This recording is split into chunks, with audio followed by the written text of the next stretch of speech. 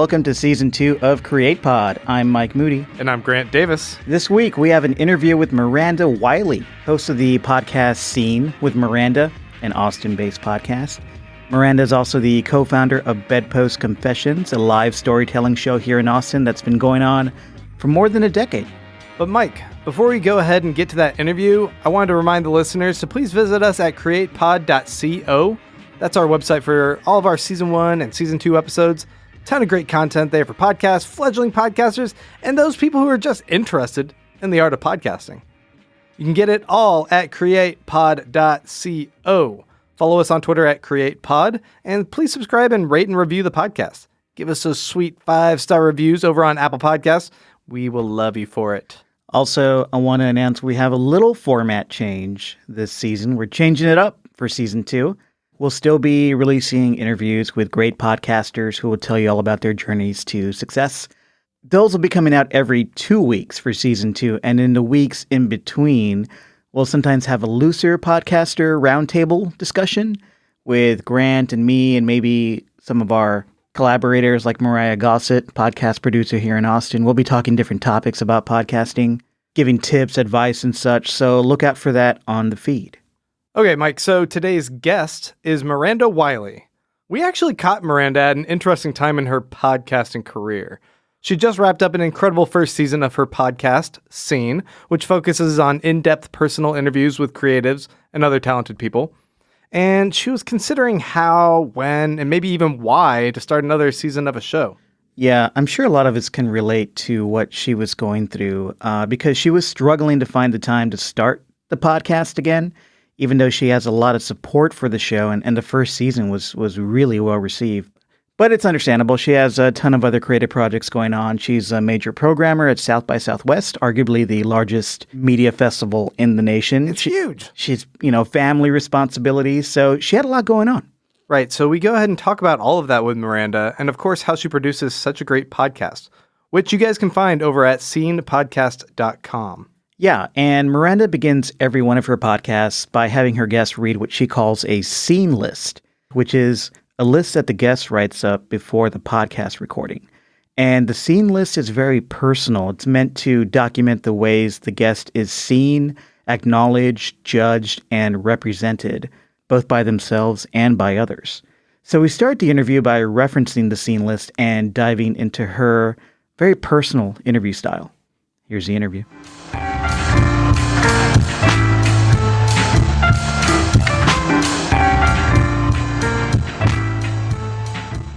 So people really come ready to open up on your show because they get the request to do this list before they show up to record.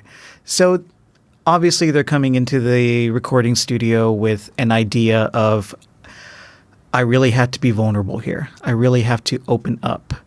Can you talk to me about how you create that safe space to have that extremely candid dialogue on your show?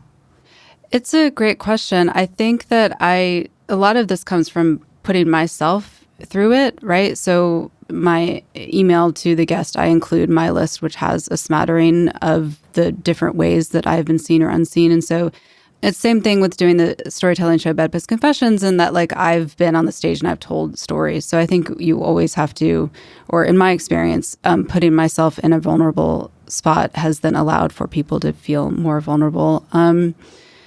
I also don't have requirements of what the scene list is going to be about. So I might really want to engage with a guest about a certain topic, but if they don't put it on the list, then I'm not going to bring it up. So in that way, the guest is in control of the narrative of what we're going to talk about. They're really in control of the interview. I mean, for the most part, the guests that I had on, I have a relationship with. A lot of them were Bedpost performers. So we've worked together, me in the producer role and them in the creative role. So they know what it is to work with me as a producer, which I am always going to push people to go to places maybe they don't want to go and ask them to expose a little bit more than they feel comfortable.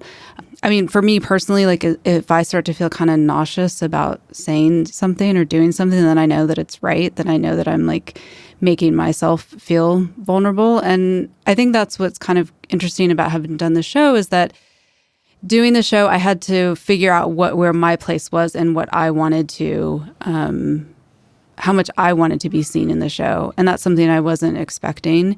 Because I do think with people that I did not know, which there were a couple guests that I had no relationship with, a way to make them feel safe is to a lot of times to share your own story or to use the same language that they're using. So you have to find a way to loop that in. And so some of the episodes, there was like 12 minutes of me telling a story.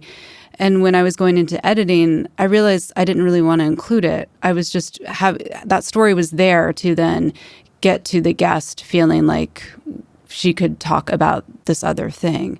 But it was a struggle to understand, like, well, do I want to include that? And then ultimately I felt like, well, no, that is something that I was sharing to make the guest feel safe, but the show ultimately wasn't about me. It was about my guest. Right. That's an interesting way to do it because a lot of podcasters, especially some of the bigger personalities, make the show about them, even when they have a guest. Like I'm thinking particularly Mark Maron. He's a great interviewer, but you learn just as much about him on his show that you do about the guest. But I like that idea of a way to make the guest feel so comfortable on the mic is to share a bit of yourself on the mic as well, even if you're not going to use it, because it just becomes a safe, intimate place. Yeah. Yeah. I really appreciate how you have taken this format of presenting this list and allowing the guest to dictate the terms of where the conversation is going to navigate and kind of setting the boundaries that they feel comfortable addressing. And even in that space, you are still able to kind of weave through and target particular areas where they can also express that vulnerability. When you listen to other podcasts or shows or interviewers, are there certain areas where you think that, where you appreciate where other interviewers kind of take a certain approach and areas where you think that is a poor approach to interviewing? That's a good question. I don't know if I'd say like a poor approach to interviewing as much as there's different show styles. And I'm definitely not into like the chat-based shows that are like 45 minutes to an hour. Sorry, I'm maybe including y'all in this. But, That's fine. But not necessarily because you told me that you edit them. I guess what I really don't like are like unedited conversations that just kind of meander. Like I really liked Howard Stern growing up, but I liked the E version. Not the radio version, because I liked the visuals. I liked being able to see. But like listening to Howard Stern on the radio was just so, he just drolled on and all that chatter. But when you could actually see his interviewers and see how they react to him, I enjoyed that. So I think that that's just a different style. So like a show that really has inspired me is Death, Sex, and Money. And, their tagline is things we think about often, but need to talk about more. I think I got that right. And, her conversations, they are like an hour or longer, but then they really get boiled down to 20 minutes. And I've heard her talk, Anna Sale, the host, talk about her process. And it is in that way of like, sometimes like she does a lot of research and wanting to like approach because they're generally famous people, something new, something different. And so sometimes you do have to like ask the question several different ways to get the right answer. And so I'm interested in that, or not the right answer, but the honest, the different, the whatever it is, like something where you just feel like, ooh, that was good tape. And so I'm interested in the shows that really, you can tell that that craft has been worked on, as opposed to when you just put up the whole. Right. Yeah. There's a storytelling happening with the edit. Right. Yeah. I was listening to you on the Top Knot Squad podcast a few weeks ago. And they asked you about the origins of Scene, and you said something like, and sorry if I'm misquoting you, but you had an idea for Scene, but you didn't want to do a podcast. It was the last thing that you wanted to do, but you ended up doing it. Can you tell me a little bit about that? Why was it the last thing you wanted to do, and how did it end up as a podcast? Right. It's funny because I'm still debating that right now, thinking about season 2 for Scene. Because I have done 2 podcasts. I did my first podcast in 2007. It ran from 2007 to 2011, I think it was. And then I did my second, which was based on Bedpost Confessions. That was basically a podcast based on the live show. And I guess I just wasn't that... It just didn't entirely interest me because I've done it. But then why I ended up doing it is because it's a format that I'm comfortable with, and I think it really worked. And then also, honestly, this recording studio opening was like a big part of saying yes too. Because when I did my podcast in, 2007, I was in New York City, and I just, pulled up a mic at my kitchen table and just mainly had to worry about when the heat was on and the pipes were banging. But, now I have kids. I can't record in my house. And I also just can't do it all. Like I used to do it, all of it, the writing, the editing, the post-production, all of that. And I just have to realize like my life is not, I don't have that creative flexibility in that way. So like hiring Mariah to come on as the producer, having like a recording studio to come to where I could just set up and do the thing and not have to worry about levels and all that sort of stuff. But I'm still thinking about what I want to do with season 2. And, the irony is like it's a show about being seen, but you don't actually see the people. Right. Yeah. So I'm thinking, maybe I'll take it visual. Maybe I'll do interviews, live in some format. I don't know. Then that makes me think, okay, what does that mean? Would I still edit them? Because that is going to be a whole other quagmire of editing when you get into visuals. Right. And so would I then be okay letting it go? Letting it go meaning like letting it go, like just putting out all the 45 minutes or whatever it is unedited.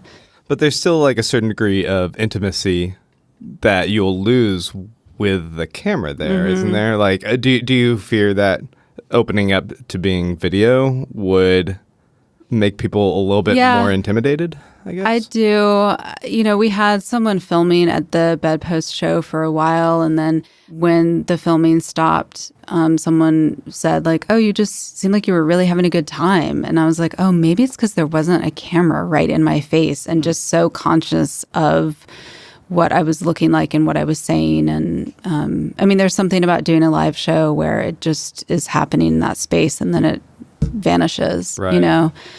So yeah, I great questions. I'm asking them myself that, and I don't have the answer yet. Well, on that same note, when you are talking to someone in a podcast setting, how aware are you of being present in the moment with the person talking to them versus that awareness of the audience? Because I know that at points you do a great job of making a point of clarifying terminology and making the audience more knowledgeable about certain topics that you might be delving into. But there's also got to be that point where it can be easy to get kind of lost in the conversation or just like listening to someone tell their story and fall into just being a listener in a way. Yeah, it's a huge challenge that I think a lot of times, because especially being in this recording studio, it's a beautiful space. And, We are not paying you to say that, but we appreciate it. Well, but it's also like you get to make eye contact with the person, and that's a huge way of connecting. But then I do have notes to then like reference something that I want a question that I want to bring up.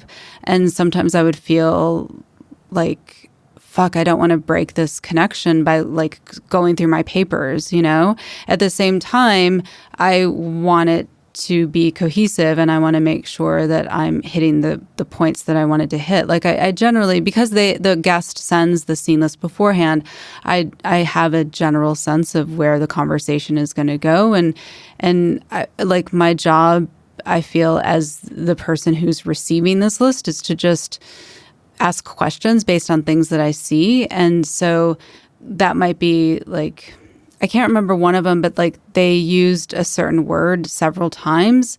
And so I circled it how many times, and I brought that up, and they were like, fuck, okay, yeah, wow, I didn't realize that. So, I'm just reflecting back things that they've already said to me or put in the list. And so it does require an amount of memory or like feeling confident of just being like, stay with me. I'm just going to look at my papers and get back to you. And, the other thing that came up too is like potentially doing voiceovers when editing the show, because sometimes it felt like the conversation would zig or zag in a certain way where maybe then I would let the guest keep talking, but I knew that we were going to have to go back and define some things. And that's where I think the voiceover can be really handy, but I never did it, mostly because, again, just kind of on time. And I wanted to finish this project and put it out there, even though it was not the most perfect thing. Yeah, again, these are all good questions in terms of like trying to figure out what is the voice of the show and what you want it to look like. It sounds like the best scenario for your show would be, like you said, getting somebody in a room, a comfortable space, having a face-to-face conversation.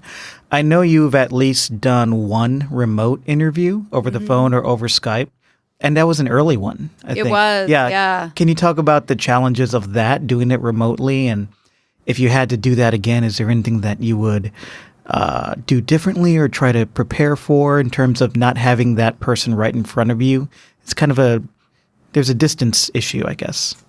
Yeah, the thing though about that interview that was successful is that Justin Simeon is do we call him a celebrity? I mean, he's a writer, director. Yeah. He gets interviewed a lot. Right. So he knew how to answer the questions like on point, and he knew what sort of tape we were after. So it was pretty easy in that way. I mean, I was nervous as fuck. And he only had half an hour, and it was just gracious of him to be able to take time. He was filming in the middle of season 2 of Dear White People. They were filming. So, he's in his trailer in LA.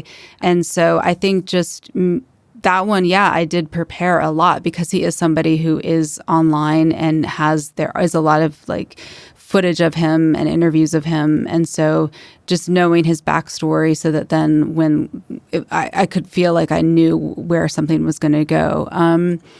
So I think in that way it was easy. If it was somebody who was not as accessible, I'm not sure I would do it.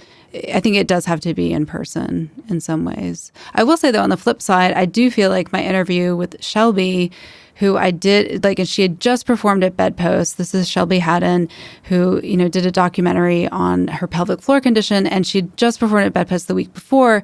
And that was kind of, I'm not sure about that interview, in that I felt like I knew too much about her and had just performed with her. And so I felt like we got a little bit too like insidey in terms of our conversation. Like right. our rapport was, so there's some balance, I feel like, between not knowing too much of a person and knowing them to a certain extent. The thing is that the format works either way. But I do think it is helpful to be in person. You mentioned being scared about the interview with Justin Simeon, and that doesn't come across in the interview, but I am interested in this idea of getting over the intimidation factor, because I don't do a lot of interviews. This podcast is the first kind of foray into the interviewing realm, and I do find that to be already in itself a bit intimidating, but then to take that a step further, and you are having a much more intimate conversation with people about some things that can be very private. Like, how do you overcome that? And like, do you have any advice, I guess, in that regard?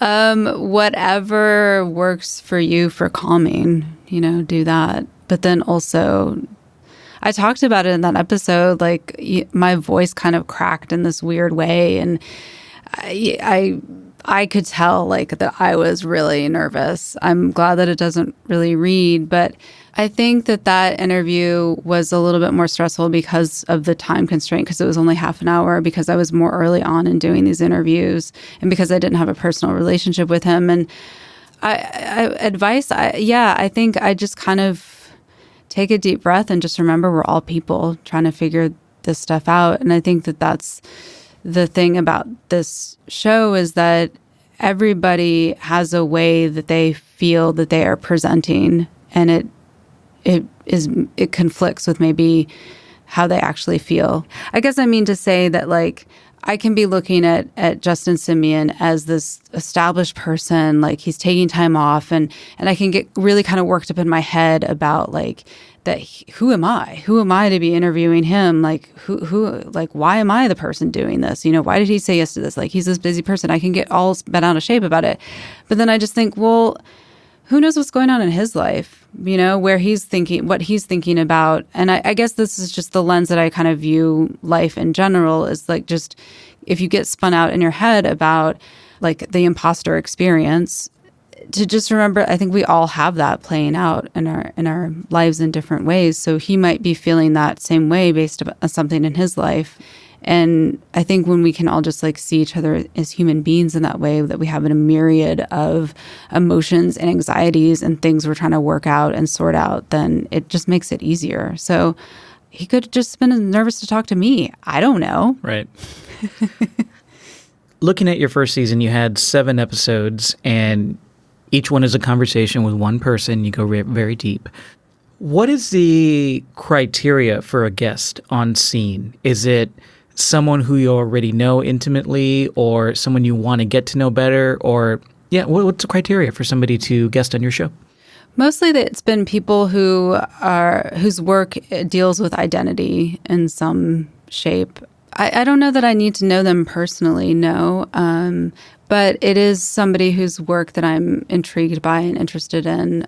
There are, since releasing season 1, people are now asking me to be on season 2. And it is interesting because I just reached out to people. Like I created who I wanted to interview. So now people like approaching me and saying, "Oh, I'd love to be on your show." It's like, "Oh yeah, what is my criteria? Like, do I want them on the show? I think so." But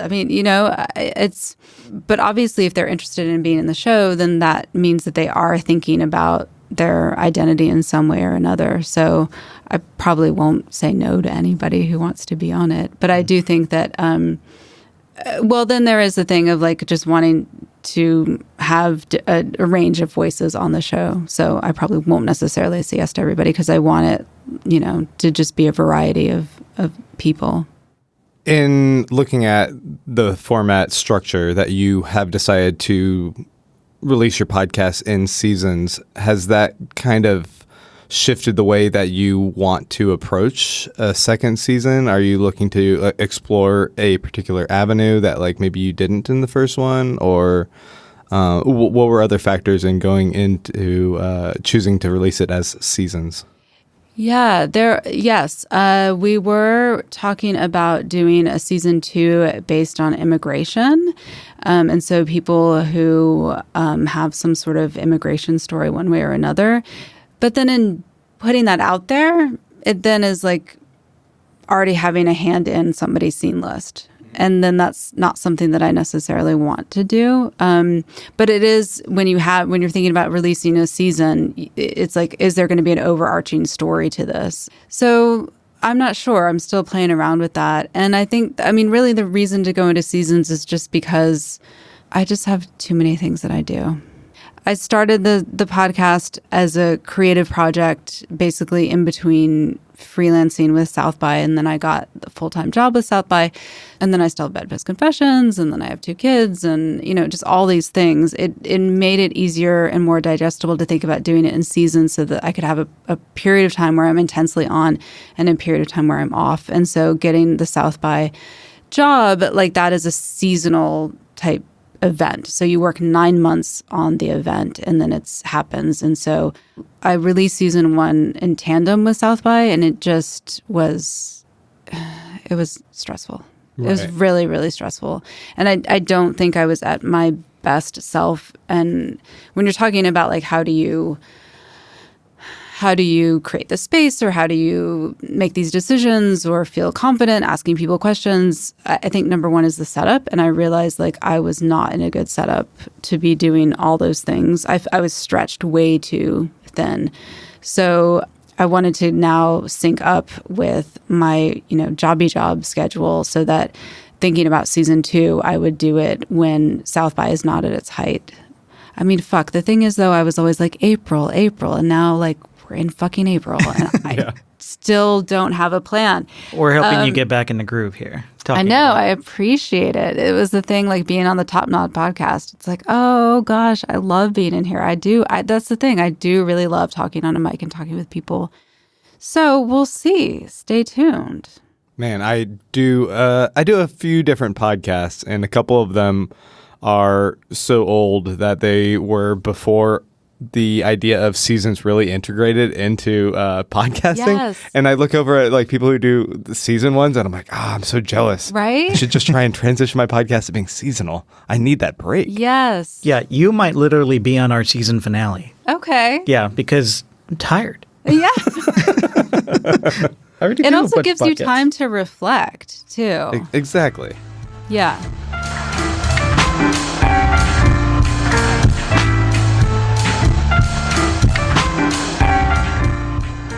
Can you tell us about a particularly challenging moment or interview that you had on scene in studio with somebody? Was there just a challenging question that you asked, or moment, or maybe something that you thought, well, I can't really use this. This would be great, but I can't use this? I think that goes back to what we talked about earlier of how much of myself that I wanted to include. And I don't know that there's really a right or a wrong answer to that. And, there's some people who have listened to the season and are wanting more of me in it. One person in particular who, is really pushing me to insert more of myself because I've created Bedpost for people. I've, essentially created the show for other people, and that there's still a lot of me to, expose it's flattering, right? When someone is like, I want more of you, you're multifaceted and interesting. But had I included more of myself in those interviews, I don't think it would have, they would have been fine too. It's just a different creation.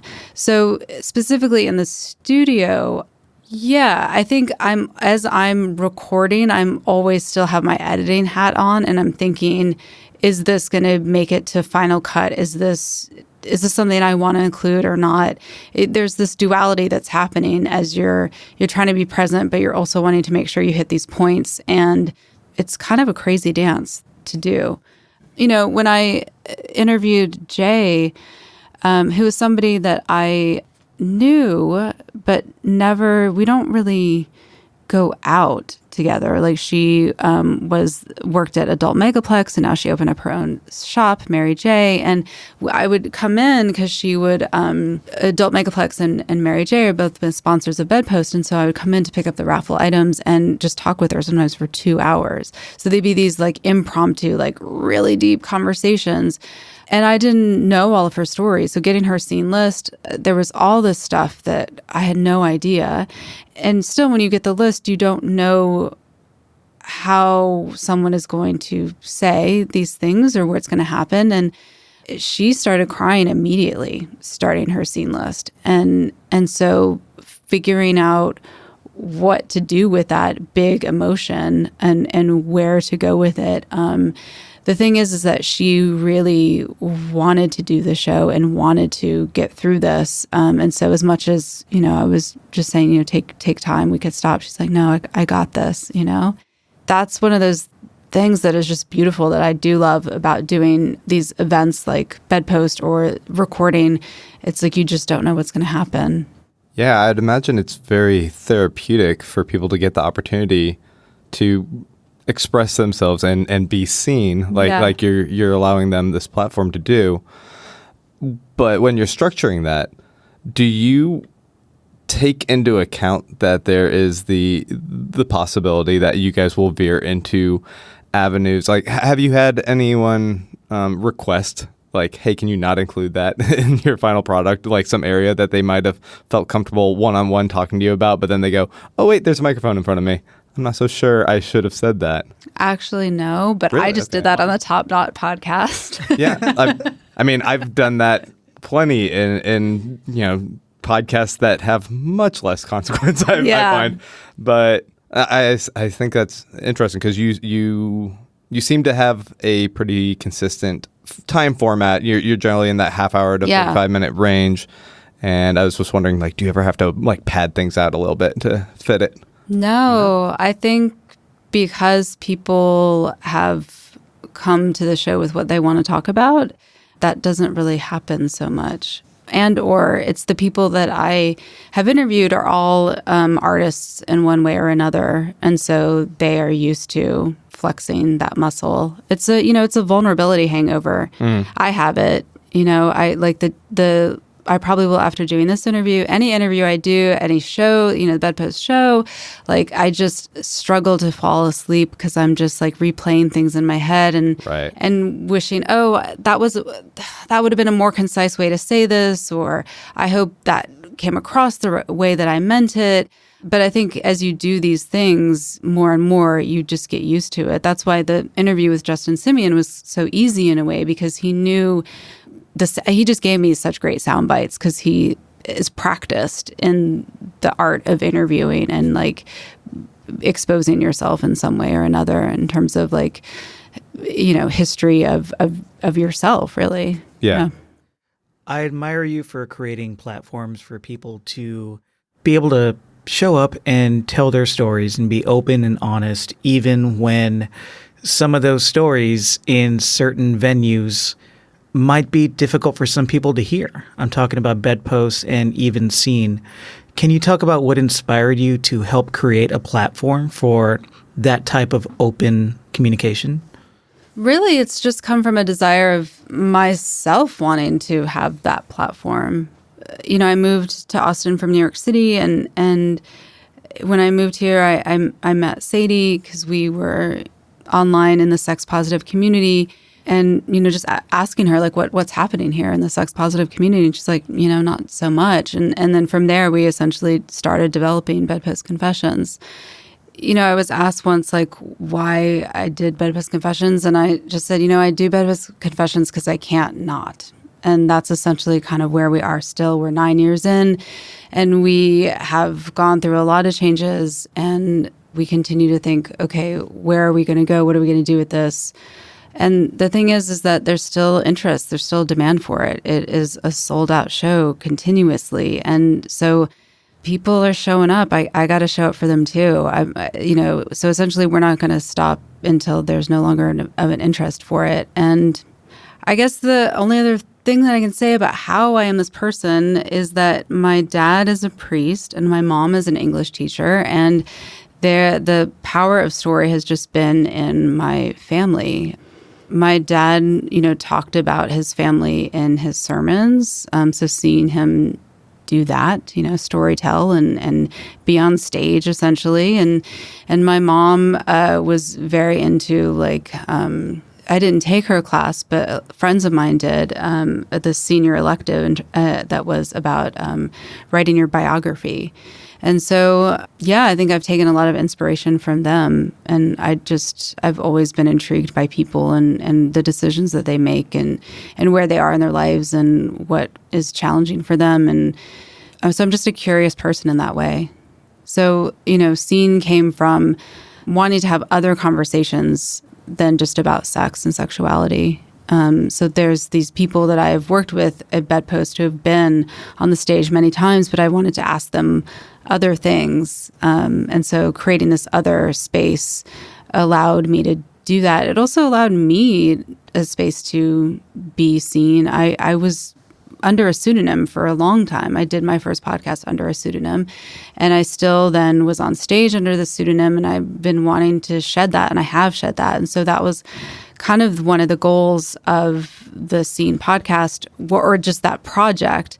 Before, I was like, if I can't even get to the steps to make this podcast happen, I will have started this, which is the steps that it takes to then rebrand myself. So, I essentially had no online presence as Miranda Wylie, and I had a big other online presence. And so rebuilding and, literally being seen. Like, I don't have a LinkedIn. I don't have, I'm not that public. So that's actually a summer project I'm going to work on is my LinkedIn. I'm saying that so you can hold me to it. It's on tape. It is on tape. No backseat. No backseats. That must have been a really kind of difficult transition, and you're probably really brave for doing it, for dropping the pseudonym or the pen name and grafting that on to who you actually are and your real name publicly.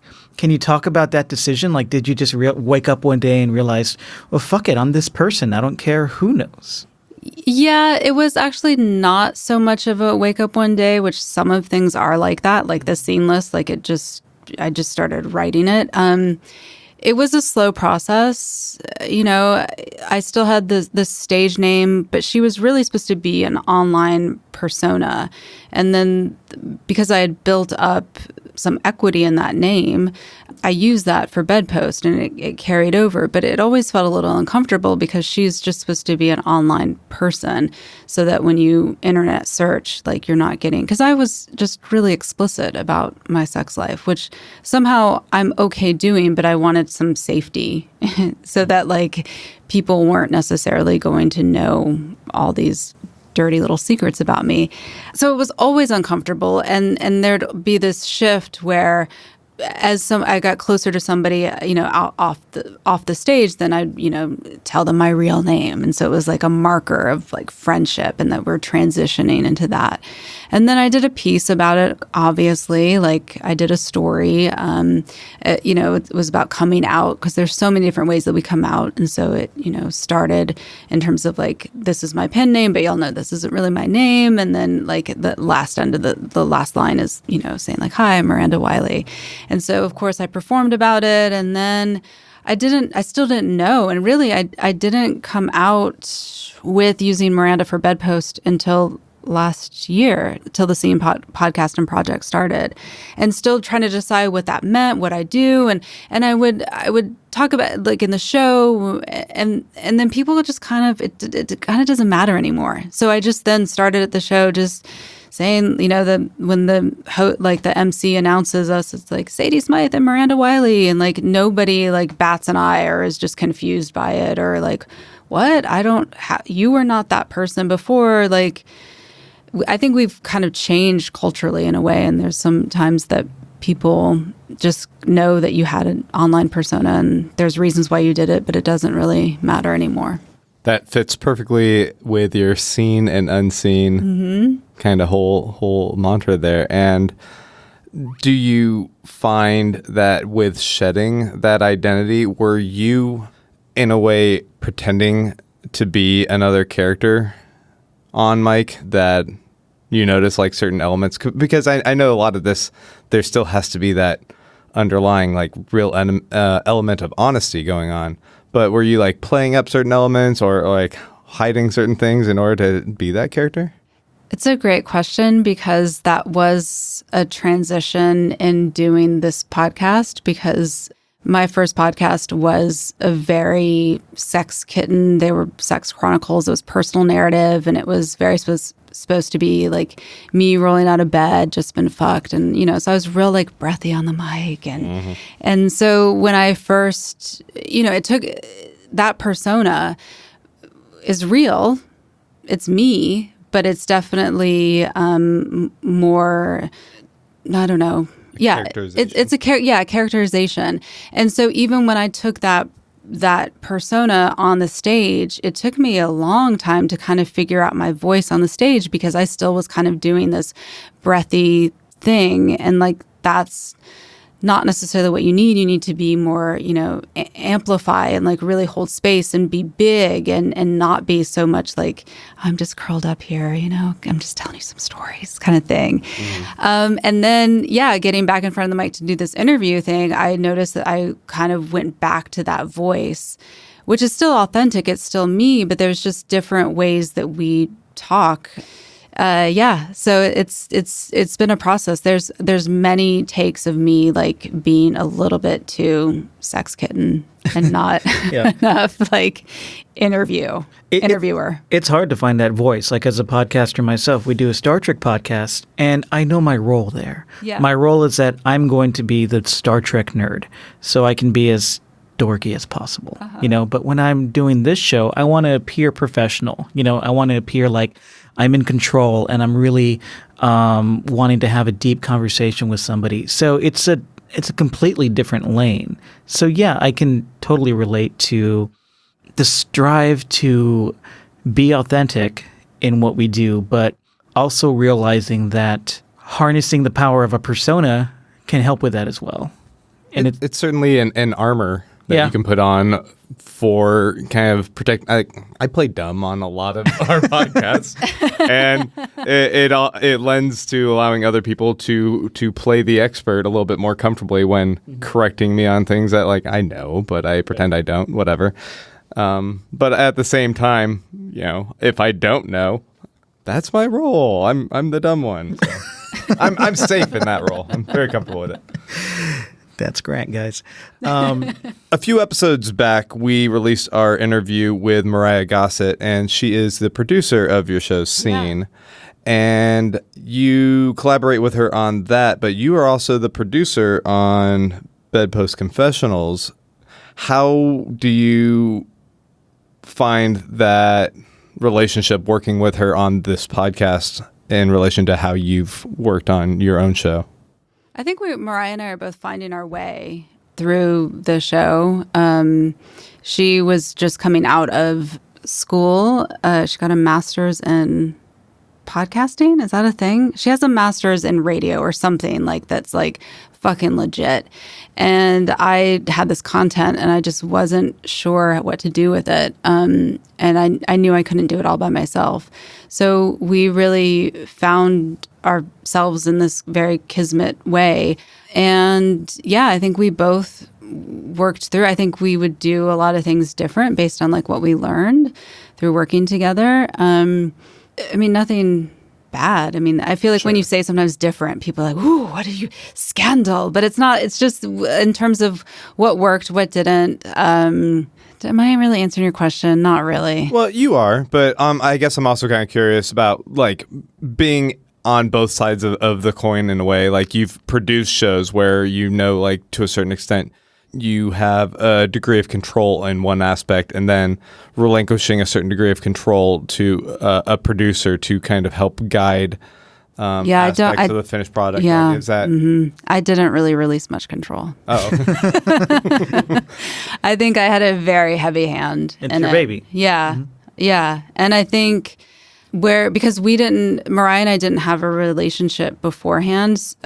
So she performed at Bedpost 3-4 years ago or something. So I knew her from the stage and working with her in that way. But like it was something we were both finding our ways, like my end of like hosting and developing this new voice, and her end in terms of producing. And I had a very heavy hand in it in terms of what the final outcome. I love that you talk about the podcast as an experiment. It started as an experiment, and you're still trying to figure out what works, what doesn't work, how am I going to change it, how is it evolving for the potential next season. Because when I listen to it, it just sounds very polished, and it sounds deep, but it sounds polished, and it sounds like there was so much work that went into it. And I just want to congratulate you on that, because it's such a great listen. Thank you. But it's encouraging for you to talk about how it was an experiment and you're just trying things, because I think that's what a lot of us are doing when we're producing an independent podcast. Mm-hmm. So before we let you go, is there anything else that you wanted to say? Or maybe something we didn't ask you? Yeah, well, I'll just piggyback on that to say, since, I mean, that's what a lot about this podcast is about, is creating a podcast. Is like, yeah, it's okay to put stuff out there that maybe isn't exactly perfect. I mean, I love hearing that you think it's polished and it's good. And there are still some things that I would have done differently, but I let go of. And, you know, I would say I established what I call an advisory board for the show. And it was a group of like 5 people I should say it's not an advisory board, because you can't, and that is the direction I thought about going, is having an official advisory board. But this was a de facto advisory board of people who I could call on to give a listen and or read, you know, the copy of like how to describe the show. And that was really valuable, is to get that feedback. And my husband wasn't involved in this one, and he's been involved in all of my creative endeavors. And that was different to not be doing something with him. And there was this one thing I was really stuck on, and I didn't like how it sounded. It just was not good to me. And I just said to him, can you just listen to this like 1.5 minutes, like here? And he immediately was like, yeah, that's not very good. And I was like, I knew it. But it felt so satisfying, because it was driving me crazy and keeping me up at night, just playing this over, of like trying to let this go. And he was like, yes, you could have done that better. And I agree, like this, because I didn't let him know what I thought about it. I just said, like, I need your take on this. But then he was like, fuck it. Like, and I'm like, yeah, fuck it. Like, there's still a lot of tape that was good in that episode, but it felt very validating to have somebody validate my worry and puzzling over this thing, and like thinking, fuck, do I need to go back and like redo this interview or redo my outro or intro, or you know, there's so many different ways to structure it. And I think that that's the thing of I could really spiral out on that season trying to figure out what was the right way, you know, what was the most professional way, how would, you know, Anna Sale have handled this? How would it, like, all that? And then I don't know. And I feel like a lot of times I'm still saying in this interview, I don't know what I'm going to do. And I think that that's kind of the beauty of doing these projects, is that you can, and doing it seasonally, is like you can think about, okay, what did I really enjoy doing and what did I really not enjoy doing? And so I was taxed doing it at that time period. And so I figured, number one, I need to figure out when I'm my most fresh, and that is not during, you know, the winter season, and then take it from there of like, what else did I really enjoy? Miranda Wylie, thank you. Thank you.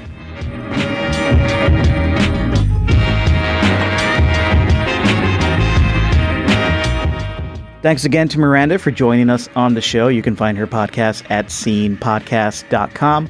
Also, listen to the Bedpost Confessions podcast, bedpostconfessions.com. That's a great one that I get to work on with Miranda every month, that we produce here at Permanent Record. So who's next on the show, Grant?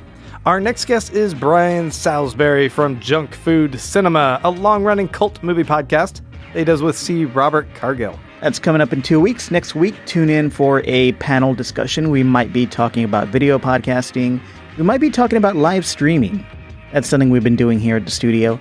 If you want to check out our studio, permanentrcrd.com. That's permanentrecord.com. And don't forget to subscribe to CreatePod at createpod.co. And please give us those 5-star reviews on the Apple Podcast. Thanks, guys. We love you. We love you.